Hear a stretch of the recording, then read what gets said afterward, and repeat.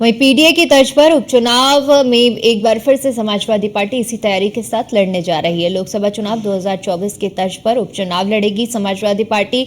उपचुनाव में भी जाति जनगणना का मुद्दा जोरों से समाजवादी पार्टी उठाने वाली है। शैक्षिक संस्थानों में फीस वृद्धि, पेपर लीक मुद्दे को धार देगी समाजवादी पार्टी। इसके अलावा महंगाई, बेरोजगारी, भ्रष्टाचार के मुद्दों को भी उजागर करने का काम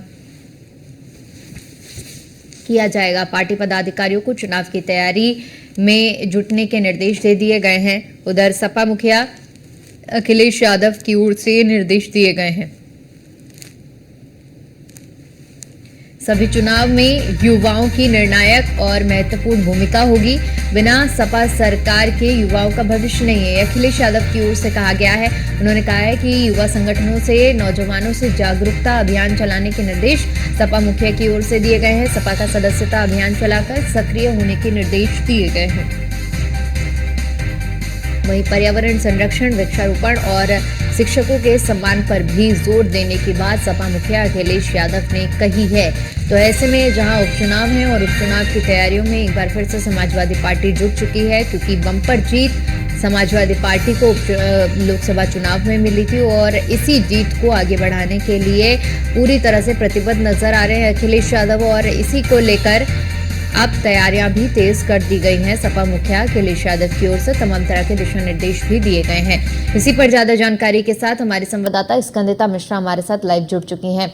स्कंदिता, पीडीए की तर्ज पर उपचुनाव में भी तैयारी है आप समाजवादी पार्टी के चुनाव लड़ने की, युवाओं को भी एकजुट करने के लिए, भरसक सदस्यता अभियान चलाने के लिए पुरजोर प्रयास हो रहे हैं समाजवादी पार्टी की ओर से। देखिए, बिल्कुल आपको बता दें, समाजवादी पार्टी जो है अब पीडीए के मुद्दे को एक बार फिर धार देने जा रही है। जहां पर उन्होंने जिस तरीके से लोकसभा चुनाव 2024 में पीडीए का मुद्दा उठाया था, अब विधानसभा उपचुनाव में भी जहां पर 10 सीटों पर विधानसभा उपचुनाव होना है, वहां पर भी पीडीए के तर्ज पर ही चुनाव लड़ने जा रही है। अगर कल की बात की जाए तो कल अखिलेश यादव ने युवाओं की यूथ की बैठक की थी, जिसमें उन्होंने मुलायम सिंह यूथ ब्रिगेड के तमाम जो राष्ट्रीय अध्यक्ष, प्रदेश अध्यक्ष है, उनको बुलाया था। इसके अलावा युवजन सभा के जो प्रदेश अध्यक्ष है उनको बुलाया था। इसके अलावा छात्र सभा के जो प्रदेश अध्यक्ष, राष्ट्रीय अध्यक्ष है, उनको बुलाया था। जितने भी समाजवादी पार्टी के यूथ ब्रिगेड की विंग्स हैं, उनके सभी पार्टी पदाधिकारियों को बुलाया गया था। उनको साफ तौर पर निर्देशित किया गया है कि युवाओं को किस तरीके से आगे सपा की सदस्यता का अभियान चलाना है, ज्यादा से ज्यादा लोगों को शामिल किया जाए, क्योंकि युवाओं को लेकर अखिलेश यादव ने साफ तौर पर निर्देश दिए हैं कि उनकी भूमिका जो है वो बड़ी होगी और आगे चुनाव जो है वो उनके हिसाब से होगा, उनके मुद्दों को रखा जाएगा। साथ ही उन्होंने सदस्यता अभियान चलाने को लेकर भी बात कहा है कि सदस्यता अभियान चलाया जाए, ज्यादा से ज्यादा लोगों को समाजवादी पार्टी की सदस्यता दिलाई जाए, क्योंकि उन्होंने साफ तौर पर कहा है कि युवाओं का भविष्य सपा के बिना नहीं है, यानी कि समाजवादी पार्टी के बिना युवाओं का भविष्य नहीं है। ऐसा बयान कल अखिलेश यादव ने दिया है। साथ ही आपको बता दें, जितने भी 10 सीटों पर विधानसभा का उपचुनाव होना है, वहां पर पिछड़ा, दलित और अल्पसंख्यक की आवाज उठाते हुए अखिलेश यादव नजर आने वाले हैं। और जितने भी युवा हैं उनको साफ तौर पर निर्देश जारी किया गया है कि किस तरीके से काम करना है, आगे की क्या कुछ रणनीति रहने वाली है, किस तरीके से मुद्दे उठाने हैं। अगर इन 10 सीटों की बात की जाए तो यहाँ पर भी जाति जनगणना की मुद्दे को जोड़ देती हुई कहीं ना कहीं अखिलेश यादव नजर आने वाले हैं। जाति जनगणना का मुद्दा, इसके अलावा शैक्षिक संस्थानों में फीस वृद्धि का मामला, पेपर लीक का मामला, अग्निवीर मुद्दे को लेकर भी उन्होंने युवाओं के साथ बातचीत की। इन सब मुद्दों को अब इस विधानसभा उपचुनाव में भी समाजवादी पार्टी उठाएगी, जहां पर महंगाई का मुद्दा है, भ्रष्टाचार का मुद्दा है। इन सभी मुद्दों को कल अखिलेश यादव धार देते हुए नजर आए और उनका कहना है कि इन मुद्दों को विधानसभा उपचुनाव में भी उठाया जाएगा और अपने पार्टी के जितने भी युवा नेता हैं उन सबको निर्देशित किया है कि अब 27 की तैयारी में पूरी तरीके से जुट जाया जाए और जो भी बैठकें करनी हो, चाहे बूथ स्तर पर या जैसे भी, पूरी तैयारी की जाए, पूरी स्ट्रेटजी तैयार कर ली जाए और उसके हिसाब से आगे काम किया जाए। तो कहीं ना कहीं अब पीडीए की तर्ज पर ही इस विधानसभा उपचुनाव को समाजवादी पार्टी लड़ेगी और अब अपने जितने भी पार्टी पदाधिकारी हैं उनको निर्देशित किया गया है 27 की तैयारियों को लेकर कि अब पूरी तरीके से 27 की तैयारियों में जुट जाना है, अपनी पार्टी का जो सदस्यता अभियान है वो चलाना है और तमाम मुद्दों को उठाते हुए नजर आना है, क्योंकि अखिलेश यादव ने साफ तौर पर कहा है कि बिना समाजवादी पार्टी के युवाओं का भविष्य नहीं है। चाहे उन्होंने अग्निवीर की बात कही हो, पेपर लीक की बात की हो, साथ ही उन्होंने जो भी शिक्षक हैं उनके सम्मान का मुद्दा भी जोर से उठाया है, क्योंकि अभी हमने पिछले दिनों देखा कि किस तरीके से ऑनलाइन अटेंडेंस का मामला सुर्खियों में था, जिस पर अखिलेश यादव ने और समाजवादी पार्टी की तरफ से इसका विरोध किया गया कि ऐसा नहीं होना चाहिए। और अब शिक्षकों के सम्मान की बात कल अखिलेश यादव करते हुए नजर आए हैं। तो सभी मुद्दों को बेहतरी के साथ भुना रहे हैं अखिलेश यादव और 27 की तैयारी में जुटे हुए हैं। और इस विधानसभा चुनाव में भी, क्योंकि 10 सीटों पर विधानसभा उपचुनाव होना है, तो पीडीए की तर्ज पर और ये सभी मुद्दे जो 2024 में भी उन्होंने उठाए थे, चाहे जाति जनगणना की बात हो या महंगाई की बात हो, भ्रष्टाचार की बात हो या पेपर लीक का मामला हो, इन मुद्दों को धार देते हुए नजर आएंगे। इस चुनाव में भरपूर विरोध करते हुए इन मुद्दों पे कहीं ना कहीं अखिलेश यादव नजर आने वाले हैं और अब उनकी पूरी तैयारी है। साथ ही पर्यावरण, वृक्षारोपण का मुद्दा भी कल अखिलेश यादव ने उठाया। उन्होंने कहा शिक्षकों का सम्मान जो है उस पर जोर देना है, पर्यावरण संरक्षण पर, वृक्षारोपण पर भी ध्यान देना है। खुद अखिलेश यादव ने अपना जन्मदिवस जो था वो वृक्षारोपण दिवस के रूप में मनाया गया था, जहां पर उन्होंने तमाम पौधारोपण किया था, वृक्ष लगाए थे। न सिर्फ पार्टी कार्यालय में बल्कि उनके कार्यकर्ताओं ने अलग अलग जगहों पर जो है वृक्ष लगाए थे। तो इन तमाम मुद्दों को अखिलेश यादव धार देते हुए नजर आ रहे हैं और अब पूरी तैयारी जो है वो विधानसभा उपचुनाव की है। जी बिल्कुल स्कंदिता, तो देखिए क्योंकि एक तरफ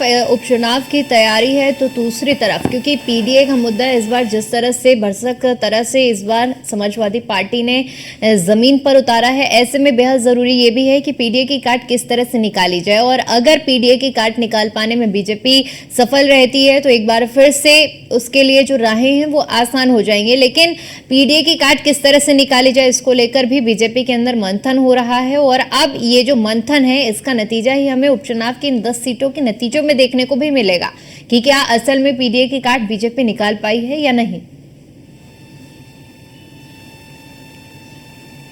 देखिए बिल्कुल आपको पता है जिस तरीके से 10 सीटों पर विधानसभा उपचुनाव होना है उसको ना सिर्फ विपक्ष बल्कि भाजपा भी एड़ी चोटी का जोर लगाने में जुटी हुई है कि हर हाल में किसी भी तरीके से इन 10 सीटों को जीतकर अपने खेमे में लेकर आना है। क्योंकि हमने बीते दिनों देखा कि किस तरीके से भाजपा में अंदर खाने संगठन और सरकार के बीच में जो पेच फंसा हुआ था वो हमें देखने को मिला। तो ऐसे में अब योगी आदित्यनाथ जो कि मुख्यमंत्री हैं उनकी साफ तौर पर तैयारी है कि हर हाल में इस मुद्दे को धार देनी है या किसी भी तरीके से इन 10 सीटों पर जीत दर्ज करनी है। वही समाजवादी पार्टी जो है वो जितनी भी नाकामियां रही हैं, जो मुद्दों पर सरकार विफल रही है, उनको भुनाने में जुटी हुई है और उनको उन मुद्दों को लेकर अब इन 10 सीटों पर चुनाव लड़ने जा रही है। और कहीं ना कहीं इंडिया गठबंधन जो है वो फिलहाल मजबूती के साथ जो है खड़ा हुआ नजर आ रहा है। क्योंकि अभी 10 सीटों पर जहां विधानसभा उपचुनाव होना है तो कांग्रेस डिमांड कर रही है यूपी में चुनाव लड़ने को लेकर, जहां पर वो 3 सीटों की बात कर रही है। अगर समाजवादी पार्टी की बात की जाए तो समाजवादी पार्टी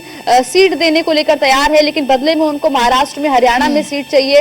तो कहीं ना कहीं जो राजनीति है वो इस वक्त देखने को मिल रही है और राजनीति के साथ साथ लेन देन वाली जो राजनीति है वो दिखाई पड़ रही है कि एक और जहां पर उनको हरियाणा, महाराष्ट्र में सीटें चाहिए तो उसके बदले में अखिलेश यादव यहां कांग्रेस को यूपी में सीट देते हुए नजर आएंगे। और जिस तरीके से पूरी तैयारी की गई है, युवाओं को लेकर साफ तौर पर कहा है कि युवाओं को मौका दिया जाएगा,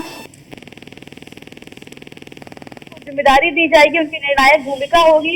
युवाओं को जोश भरते हुए कल अखिलेश यादव नजर आ रहे थे, जहां पर उनके युवजन सभा के विंग के तमाम लोग थे, मुलायम सिंह यूथ ब्रिगेड के लोग थे, इसके अलावा छात्र सभा के लोग थे।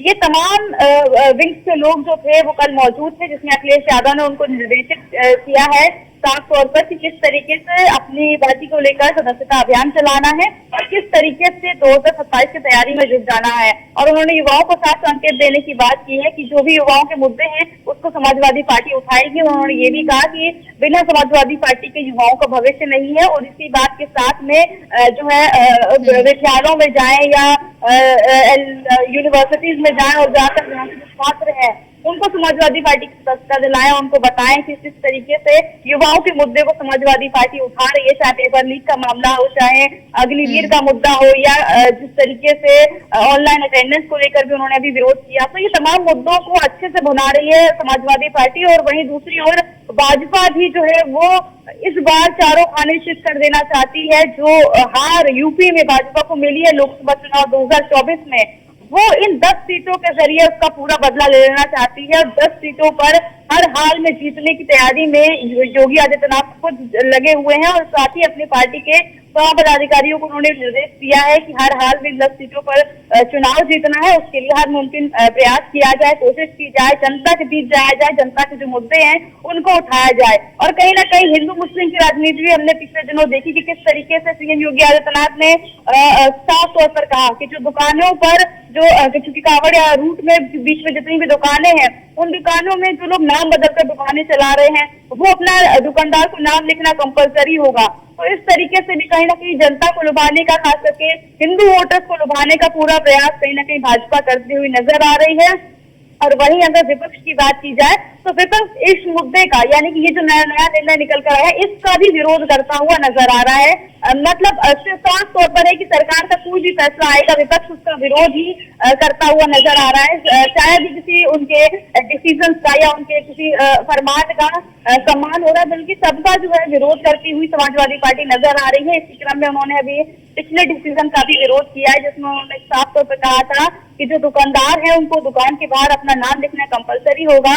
और कहीं ना कहीं ये एक अच्छा डिसीजन कांवड़ यात्रियों के लिए तो था ही था, लेकिन कहीं ना कहीं इसमें चुनावी रोटी सेकने की प्रयास भी जो है वो लगातार चल रहा है। चाहे भाजपा की बात कर ली जाए, चाहे समाजवादी पार्टी की बात कर ली जाए, दोनों ही अपने अपने वोटर्स को साधते हुए नजर आ रहे हैं। एक और जहां अखिलेश यादव ने पिछड़ा दलित और अल्पसंख्यक का हाथ पकड़ रखा है, तो वहीं दूसरी ओर पिछड़ा दलित और अल्पसंख्यक को लुभाने के लिए भाजपा हर मुमकिन कोशिश कर रही है, चाहे उनको चौपाल लगानी हो या फिर पिछड़ा विंग के जो लोग हैं, जो पदाधिकारी हैं, उनको निर्देशित किया है कि घर घर जाएं, जनता के जो मुद्दे हैं उन पर बातचीत करें, जनता क्यों खुश नहीं है या किन मुद्दों पर खुश है, क्या उनके कार्य रह गए हैं, उनको जल्द से जल्द पूरा किया जाए। सभी विभागों को जो है सीएम योगी आदित्यनाथ साफ तौर पर जैसे निर्देश दिए हुए हैं कि किस तरीके से कार्य करना है, कोई भी काम में रुकावट नहीं होनी चाहिए, कोई भी अगर गलत काम करता हुआ पाया गया तो उसके खिलाफ कार्रवाई की जाए, या कोई काम में ढिलाई बरत रहा है तो उसके ऊपर कार्रवाई की जाए। तो कहीं ना कहीं टक्कर जोरदार देखने को मिल रही है और अब टक्कर अब विधानसभा उपचुनाव में देखने को मिलेगी इन 10 सीटों पर, क्योंकि ज्यादातर 10 सीटों में वो सीटें हैं, पश्चिम की भी है, कई सीटें हैं, अम्बेडकर नगर की सीट है, अयोध्या की सीट है, मिर्जापुर की सीट है, गाजियाबाद की सीट है। इन सीटों पर चुनाव होना है, जो कि कहीं ना कहीं महत्वपूर्ण सीटें हैं। यहाँ पर दिग्गज जो है वो मैदान में थे, जीतने के बाद सांसद बन गए हैं। अब उन सीटों पर चुनाव होना है, तो विपक्ष हो या सरकार, सभी एड़ी चोटी का जोर लगा रहे हैं और इन 10 सीटों को जीतने की तैयारी में अब सभी जुटे हुए हैं। जी बिल्कुल स्कंदिता, बहुत शुक्रिया आपका हमारे साथ जुड़ने के लिए और जानकारी के लिए।